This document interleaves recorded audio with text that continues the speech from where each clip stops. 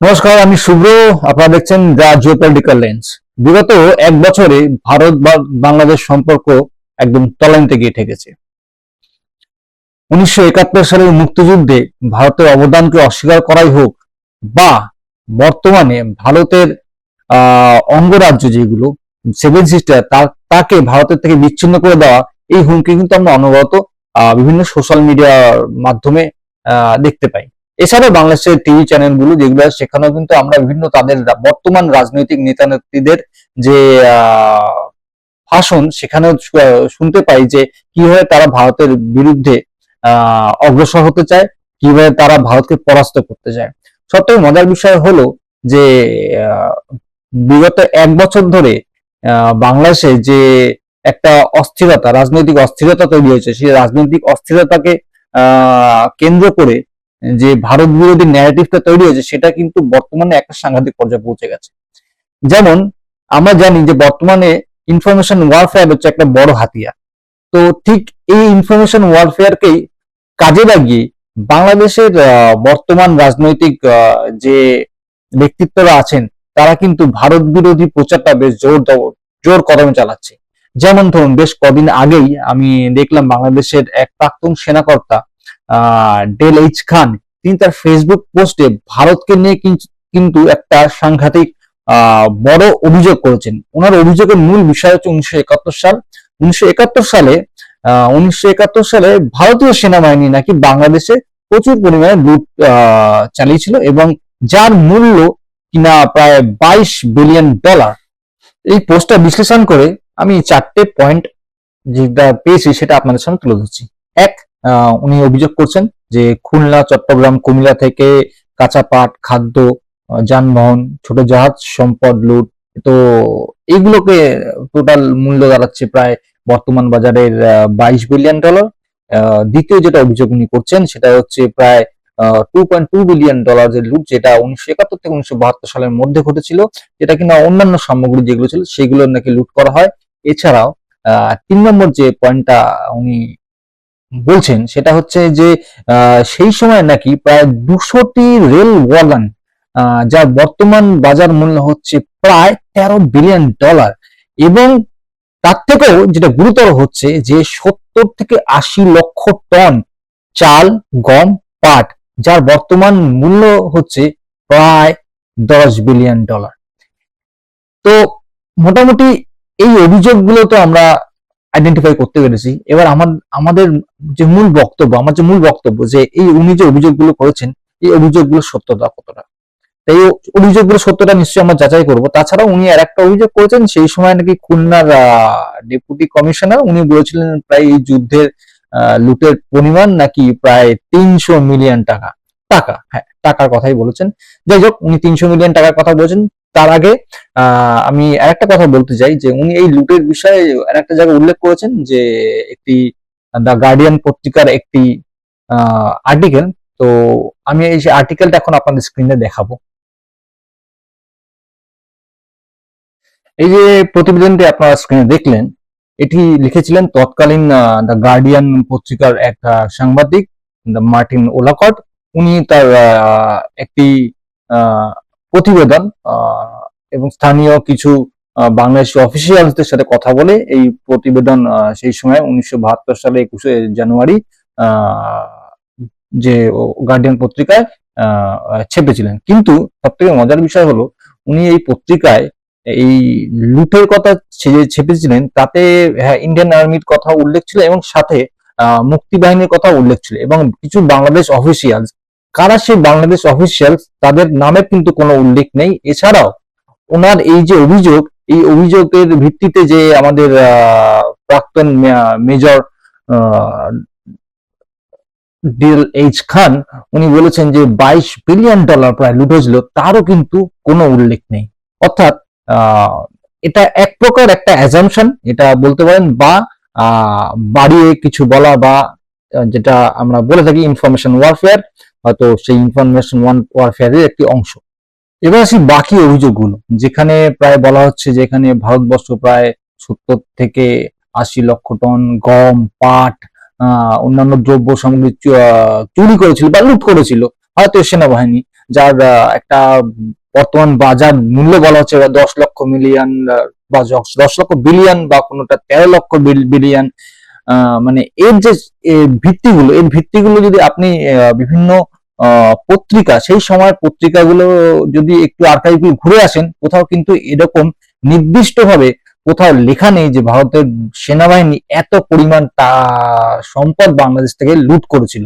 কিন্তু ভারতের সেনাবাহিনী বা ভারত সরকার সেই সময় বাংলাদেশকে কত অর্থ সাহায্য করেছিল বা কত পরিমাণ খাদ্যদ্রব্য সামগ্রী সাহায্য করেছিল, তার কিন্তু তথ্য একটা আমরা মোটামুটি মানে ডকুমেন্টেড অবস্থায় অনেক জায়গায় উল্লেখ পেয়েছি।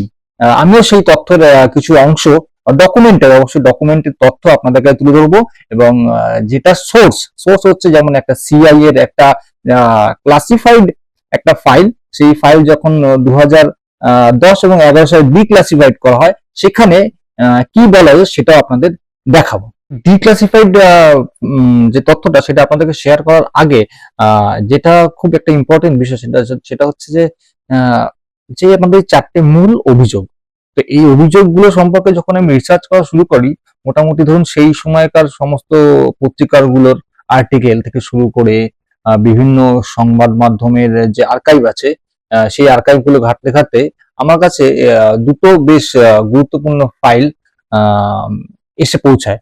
তার মধ্যে অন্যতম হচ্ছে যে একটা ইন্টারন্যাশনাল কমিশন অফ জুরিস্ট বলে একটা ফাইল আছে, যেখানে কিনা বলা হচ্ছে the events in east Pakistan 1971। সেখানে একটা লিগ্যাল স্টাডি করা হয়।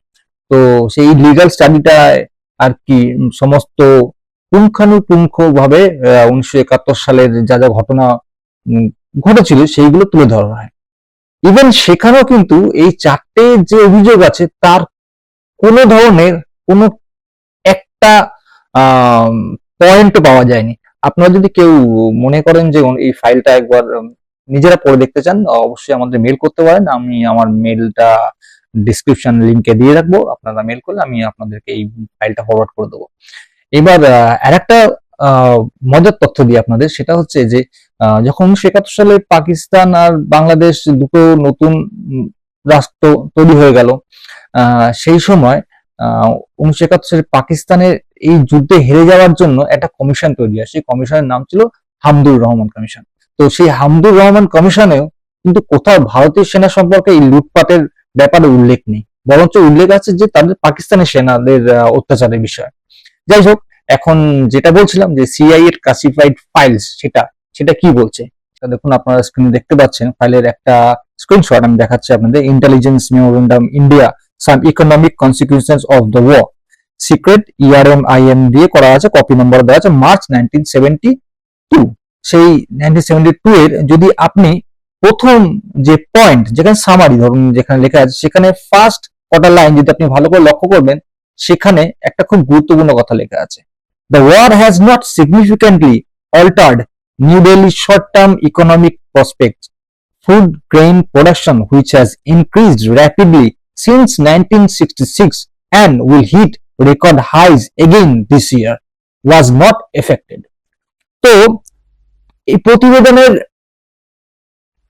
এই যে অংশটা, এই অংশটা থেকে আমরা বুঝতে পারি যে একটা যে অভিযোগ করা হচ্ছিল যে ভারতবর্ষ প্রায় 70 থেকে 80 লক্ষ টন পাট, গম, চাল লুট করেছে, তা সর্বৈবই মিথ্যা এবং একটা প্রোপাগান্ডা।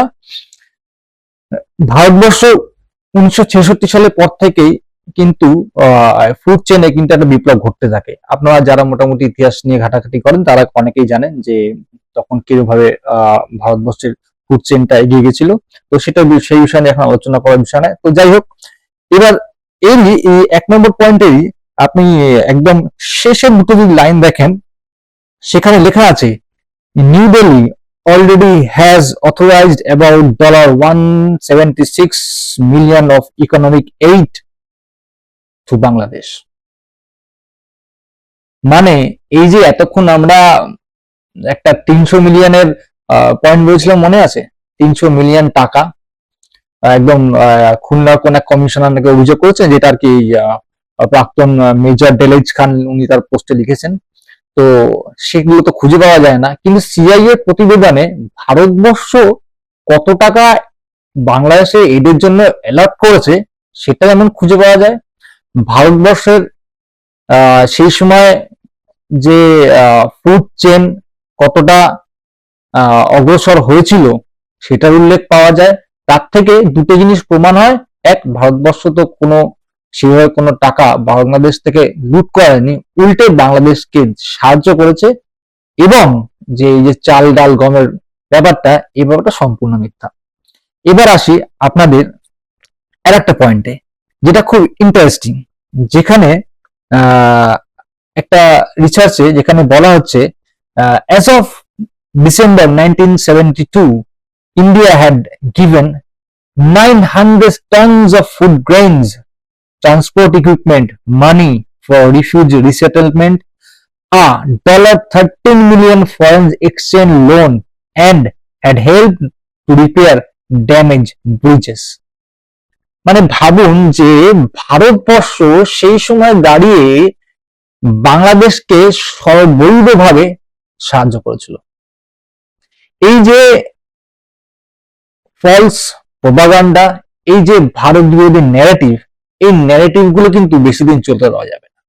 আর একটা সবথেকে গুরুত্বপূর্ণ যেটা পয়েন্ট, যেটা কিনা 12 নম্বর পয়েন্টে উল্লেখ করা আছে, সেখানে বলা হচ্ছে by the late February 1972, New Delhi had authorized about $176 million for economic aid to Bangladesh, including $32 million for food and cash payments to returning refugees.